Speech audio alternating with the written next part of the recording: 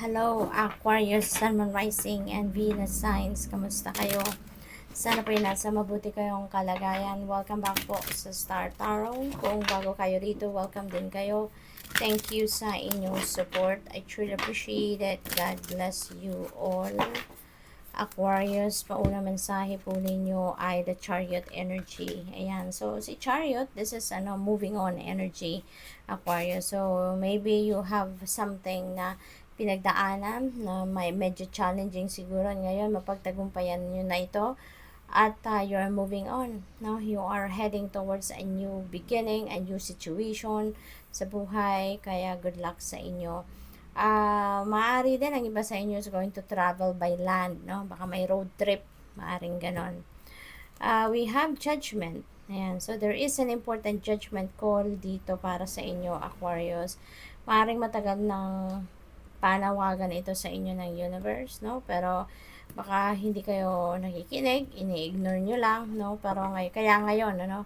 Kung ano man ang sitwasyon na to, keeps coming back, pabalik-balik siguro ito sa inyo. Kaya ngayon, kailangan na ninyo itong harapin. No, you're being dito reminded, no, this is a heads up para sa iyo na muli ito na naman yung inyong sitwasyon. So you need to to look into it na ngayon, no? I-address mo na ngayon kung ano ang dapat na gawin dito.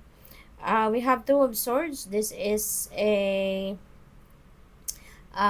decision, no? Mayroong decision making na kailangan gawin kayo rito, Aquarius, and this decision is something na siguro baka nahihirapan kayong gawin, hindi kayo makapag-come up ng tamang desisyon rito, no? At kaya siguro parang teka lang, no? Pahinga muna ako, atras muna ako, I'm going to take a time out, no? Parang ganun. What else? We have Five of Cups. Ayan, merong regret, merong mga what ifs, merong lungkot, anxiety, maaaring gano'n na nararamdaman, panghihinayang ang iba sa inyo rito, Aquarius. But, that is negative energy, diba? So, if you're going to dwell on that, no, mas mag-a-attract ka pa ng mas marami pang ganyan, no, na pakiramdam. Mas mag-a-attract ka ng mas marami pang pangyayari na magiging ganyan ang inyong pakiramdam na ikakalungkot pa ninyo, mas lalong manghihinayang pa kayo, yung ganon. So, try to transmute that negative energy, no, nararamdaman ninyo into something positive. Kasi always remember that yung feelings natin very powerful. Yung thoughts natin very powerful. Kung anong laman ng isip natin, kung anong energy na pinuput out natin dyan, yan ang ibabalik sa atin ng universe. Kaya, transmute those negative energy into something positive. Okay? What else? We have King of Wands. Ayan. So, entrepreneur agad, no, ang pumasok sa isip ko. So, siguro ang iba sa inyo is going to put up your own business. Maaaring ang iba sa inyo mag-online business. Baka ang iba sa inyo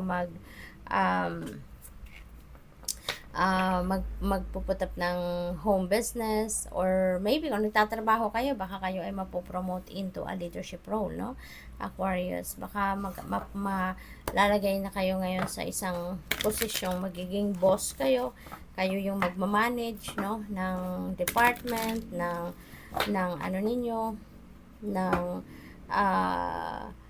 kumpanya, yung ganon, or grupo, yung ganon ba. So, tingnan natin kung ano pa ang ganap. We have universe. Ayan, travel is imminent talaga for some of you, no? Travel ay yun ang maaaring pagkakabisihan ninyo around this time. May pupuntahan, no? Depende sa inyong sitwasyon, but definitely land travel or baka air travel, no, ang gagawin ng iba sa inyo rito.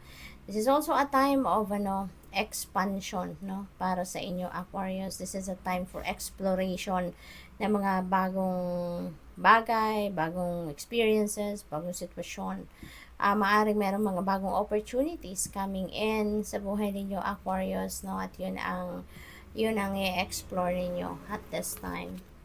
We have 8, trapped in fear. Ayan. So, siguro kaya kayo hindi makapag-decision because you are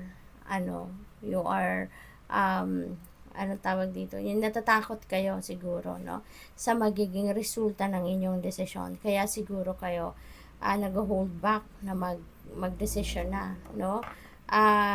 But you know what, Aquarius, if you are going to, to dwell on that takot, walang mangyayari dyan, no? Hindi mo rin makikita kung ano yung resulta ng inyong gagawin if you're not going to take action, diba? So, kung may takot kayo nararamdaman, even sa mga ventures ninyo, kahit maganda ang inyong plano, maganda ang inyong idea, if you're not going to take action because of fear, wala din mangyayari, 'di ba? Hindi ninyo makikita ang resulta ng inyong mga gagawin.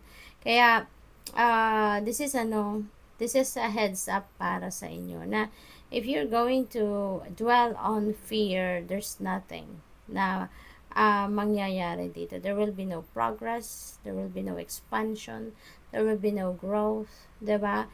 Hindi kayo makakausad sa buhay kasi mag-hold ba kayo na magdesisyon dito, no?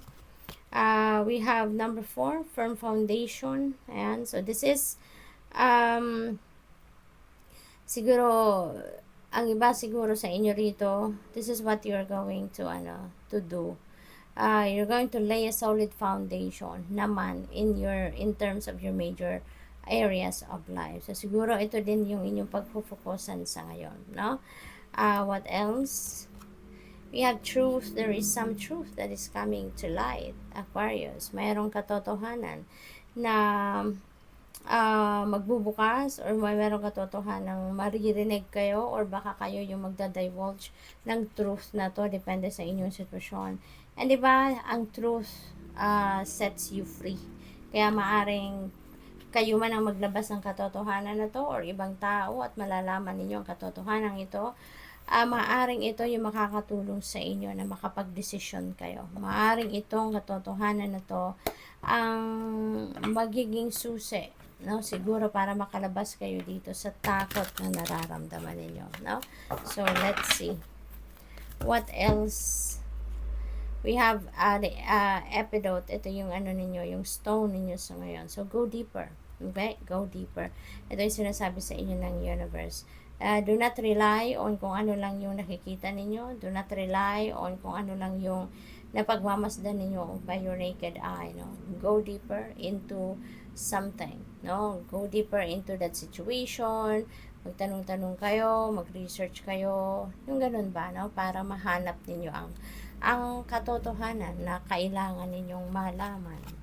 We have hematite. Ground yourself. Kasi nga, no? Baka dahil nga nako-confuse kayo, so siguro talaga you're ungrounded kasi hindi kayo makapag-focus, hindi kayo makapag-isip, hindi kayo makapag-concentrate, no, sa dapat ninyong pagbigyan ng concentration, ano. Kaya you need to really ground yourself dito. Mag-meditate kayo, mag-prayer mode kayo, yung ganun ba. You have Tiger's Eye, overcome your fears. Ayan na nga, Aquarius, no? So, talagang kailangan ninyong malagpasan ng takot na to. Siguro, ang dami ninyong takot sa dibdib, ano? Anong kinakatakutan ni Aquarius, diba? Kasi, kung natatakot kayong mag-take action because maybe nagda-doubt kayo sa inyong mga kakayanan, baka natatakot kayo na kaya ko ba tong gawin? Kaya ko ba tong panindigan? Remember, Aquarius, no? You have all it takes to be successful. You have all it takes to carry out your goals, your plans, diba? Kasi lahat tayo lahat tayo binigyan ng universe ng kakayanan. Lahat tayo may talents, skills, and gifts, no? At yun ang gagamitin natin para magtagumpay tayo, para umusad tayo sa buhay, yung ganon. Kaya wag na kayong matakot, okay? Activate your inner strength, activate your courage, no? Kasi innate naman yan sa atin, meron tayo niyan lahat. Kailangan mo lang itong buhayin sa puso ninyo. At makakaya mo ang lahat. Okay? Makakaya mo ang lahat. Lakasan mo lang ang inyong loob. So, good luck. Thank you for watching Love and Light. Namaste.